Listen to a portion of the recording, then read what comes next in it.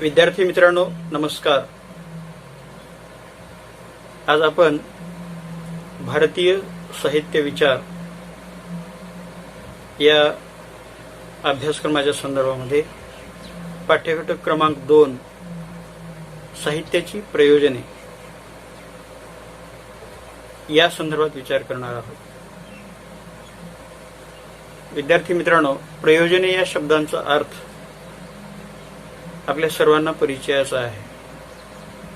प्रयोजन म्हणजे हेतू, उद्दिष्ट या अर्थानं तो शब्द या ठिकाणी साहित्यशास्त्रामध्ये वापरलेला आहे. तर या पाठ्यघटकामध्ये साहित्यशास्त्राच्या संदर्भात वेगवेगळी प्रयोजनं आपल्याला अभ्यासायची आहेत. व्यक्तिपरत्वे प्रत्येक प्रयोजनं ही वेगळी असतात. जगातल्या प्रत्येक गोष्टीला कोणते ना कोणते तरी प्रयोजन असतेच. प्रयोजनाशिवाय कोणताही व्यक्ती जगू शकत नाही. आणि मग असं असेल तर साहित्याचं शास्त्र तयार करत असताना आपल्याला हाही विचार केला पाहिजे की साहित्याची प्रयोजनं कोणती आहेत. म्हणजे वाङ्मय निर्माण करत असताना वाङ्मय लेखकाच्या संदर्भामध्ये कोणकोणती प्रयोजनं आहेत, ती कशी आहेत, या संदर्भात हा विचार आपल्याला या पाठ्यघटकाच्या अनुषंगानं करावा लागणार आहे. प्रयोजनात प्रामुख्याने या ठिकाणी 2 सूत्राचा किंवा घटकांचा विचार करावा लागणार आहे. हा पाठ्यघटक मूलतः 2 मुद्द्याच्या अनुषंगाने आपल्याला लक्षात घ्यावायचा आहे. ते 2 मुद्दे म्हणजे वाचक आणि लेखक. लेखक का लिहितो आणि वाचक का वाचतो. लेखक जेव्हा वाङ्मयीन कलाकृती निर्माण करतात तेव्हा वाङ्मयीन कलाकृती निर्माण करण्याच्या पाठीशी लेखकाची काही ना काहीतरी प्रयोजनं असू शकतात. आणि याच वाङ्मयीन कलाकृती जेव्हा वाचक वाचतात, अभ्यासतात, तेव्हा वाचकांची काही प्रयोजन आहेत का. तर या दोन्ही संदर्भामध्ये आपल्याला या पाठ्यघटकाच्या संदर्भाने विचार करायचा आहे. भारतीय साहित्यशास्त्रातील साहित्य प्रयोजनविषयक विचार संस्कृत साहित्यशास्त्रज्ञांनी मांडलेला आहे. याच्यामध्ये भामह आहेत, वामन आहेत, मम्मट आहेत, जगन्नाथ आहेत, असे अनेक संस्कृत साहित्यशास्त्रकार या प्रयोजनाच्या संदर्भामध्ये विचार मांडलेले दिसून येत आहेत.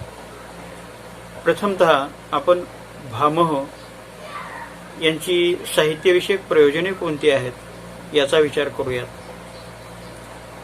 कवी व वाचकाच्या दृष्टीने भामहाने धर्म, अर्थ, काम, मोक्ष, कलेतील निपुणता, कीर्ती आणि पैसा, प्रीती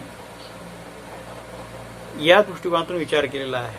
कारण कवीच्या दृष्टीने कीर्ती हे प्रयोजन सर्वात महत्वाचं आहे, अशा प्रकारचा विचार भामहाने मांडलेला आहे. अन्य प्रयोजनही त्यांनी मांडलेली आहेत, पण कवीच्या दृष्टीने मात्र कीर्ती हे प्रयोजन भामहाच्या मते महत्वाचं आहे असं त्यांना वाटलेलं आहे.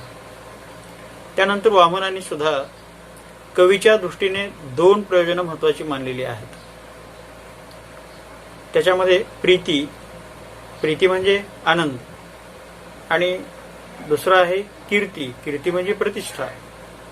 की कवीला जिवंतपणी आनंद मिळतो तर मृत्यूनंतर कीर्ती मिळते, अशाच प्रकारची प्रयोजनविषयक भूमिका संस्कृत साहित्यशास्त्रज्ञ वामन यांनी मांडलेली आहे. आता व्यक्तिपरत्वे किंवा साहित्यशास्त्र अभ्यासकाच्या मते ही प्रयोजने वेगवेगळी आहेत. मम्मट काय म्हणत आहेत प्रयोजनाच्या संदर्भामध्ये, तर काव्यम यशस्से अर्थकृते व्यवहार विदे शिवेत रक्षतये सद्य परनिर्वृत्तये कांता संमित उपदेश युजे. या मम्मटाच्या संस्कृत प्रयोजनाचा अर्थ असा आहे की यश प्राप्ती अर्थप्राप्ती, पण अर्थप्राप्ती ही कलेचे प्रयोजन होत नाही असं मम्मटाला या ठिकाणी सांगायचं आहे. कारण खरा कवी हा केवळ पैशासाठी कधीच लिहित नसतो असं मम्मट म्हणतायत. त्यानंतर त्याच्यामध्येच त्याने एक अशुभ निवारण ही एक संकल्पना मांडलेली आहे प्रयोजनाच्या संदर्भामध्ये. अशुभ निवारणाला शिवेत रक्षते असं सुद्धा म्हटलं गेलेलं आहे की आयुष्यातील अशुभ बाबी नष्ट होण्यासाठी म्हणून या अशुभ निवारणाचा उपयोग आपल्याला होत असलेला दिसून येत आहे. जसं मयूर कवीनं सूर्यशतक लिहिल्यामुळे तो कुष्ठमुक्त झाला असं म्हटलं गेलेलं आहे. आणि आजही काही ग्रंथांची पारायणे केली जातात पण अशुभ निवारण होत नाही. गुरुचरित्र, शिवलीलामृत, नवनाथ सार इत्यादी पोथ्या वाचून अशुभ निवारण होते असे म्हटले जाते. आता हा भाग सत्य असो की असत्य असो, परंतु त्या त्या काळात जी काही धर्मग्रंथ निर्माण झाले त्या धर्मग्रंथाच्या संदर्भामध्ये, लेखकाच्या लेखनकलेच्या संदर्भामध्ये ती प्रयोजनं कमी अधिक पातळीवर महत्वाची आहेत असं मांडलं गेलेलं आहे. आणि म्हणून या संदर्भाला सुद्धा साहित्यशास्त्राच्या संदर्भाने आपल्याला टाळता येत नाही. त्यानंतर चौथं एक प्रयोजन या ठिकाणी आपल्याला लक्षात घेता येतं, व्यवहार ज्ञान, ज्याला व्यवहार विधेय असं म्हटलेलं आहे. आता उत्तम साहित्य वाचनातून आणि लेखनातून काही व्यावहारिक ज्ञान प्रत्यक्ष अप्रत्यक्ष पद्धतीने मिळते. व्यवहाराचं ज्ञान, विज्ञान आणि तत्वज्ञान या अर्थानं हे प्रयोजन मानलं गेलेलं आहे.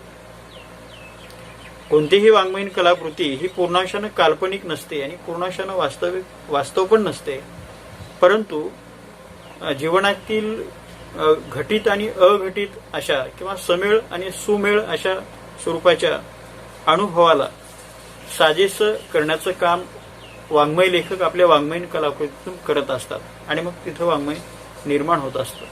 आणि म्हणून बहुतेक वेळा वाङ्मयीन कलाकृती किंवा वाङ्मय हे मानवी जीवनाला जगण्याला मदत करत असतं असं या अर्थानंच म्हटलेलं आहे. ज्याला या ठिकाणी साहित्यशास्त्रामध्ये व्यवहार ज्ञान हा शब्द वापरलेला आहे की व्यवहाराचं ज्ञान, विज्ञान, तत्वज्ञान कमी अधिक पातळीवर ती वाङ्मयीन कलाकृती देण्याचं काम करत असते. आणि या प्रयोजनानं सुद्धा बरेच लेखक लिहित असतात असं या ठिकाणी साहित्यशास्त्राच्या संदर्भात आपल्याला म्हणता येते. त्यानंतर पाचवा एक संदर्भ पुन्हा या ठिकाणी आलेला आहे, कांता संमित उपदेश. आता प्रामुख्याने या ठिकाणी प्रभू संमित, सुहृद संमित, कांत संमित अशा स्वरूपाचे 3 उपदेश आपल्याला लक्षात घेता येतात. प्रभू संमित म्हणजे थोर व्यक्तींचा किंवा ईश्वरा समान असलेला असा उपदेश. सुहृद संमित म्हणजे मित्राने केलेला उपदेश. आणि कांत संमित म्हणजे प्रेमळ पत्नीने केलेला उपदेश असा याचा अर्थ आहे. अशा परीने काव्यातून उपदेश मिळतात असे समजले जाते. त्यानंतर आनंद प्राप्ती एक नावाचं 6वं प्रयोजन आहे, ज्याला सद्य परनिर्वृत्तय असं म्हटलेलं आहे. लेखक आणि वाचकांना मिळणारा आनंद या ठिकाणी अभिप्रेत आहे की वाङ्मयीन कलाकृती ही लेखकाला आणि वाचकाला सुद्धा फार मोठा आनंद देऊ शकते. या अर्थानं हे प्रयोजन या ठिकाणी आनंद प्राप्ती प्रयोजन लक्षात घेण्यात आलेलं आहे. 7वं एक प्रयोजन आहे पलायनवाद, ज्याला इंग्रजीमध्ये इस्कॅपिझम असा शब्द वापरलेला आहे. पलायनवाद म्हणजे काय, पळून जाणे असा त्याचा अर्थ नाही. मुळात जीवनातील दुःखे नष्ट होण्यासाठी कलाकृतीची निर्मिती व वाचनातून मिळणारे तात्पुरते सुख या अर्थानं पलायनवाद हे एक प्रयोजन या ठिकाणी लक्षात घेण्यात आलेलं आहे. तर जवळपास वाङ्मयातील ही सर्व प्रयोजनं अतिशय महत्त्वाची आहेत. आपण भारतीय साहित्यशास्त्राचा अभ्यास करत असताना ही सगळी प्रयोजनं लक्षात घेत असालच आणि घेणार आहोतही. या ठिकाणी या दुसऱ्या पाठ्यघटकाच्या संदर्भामध्ये एवढा हा पूर्व प्राथमिक भाग या ठिकाणी पुरेसा आहे. सलग या पाठाला आपण दुसऱ्या तासिकेमध्ये लक्षात घेणार आहोत. तोपर्यंत इथे थांबूयात. नमस्कार.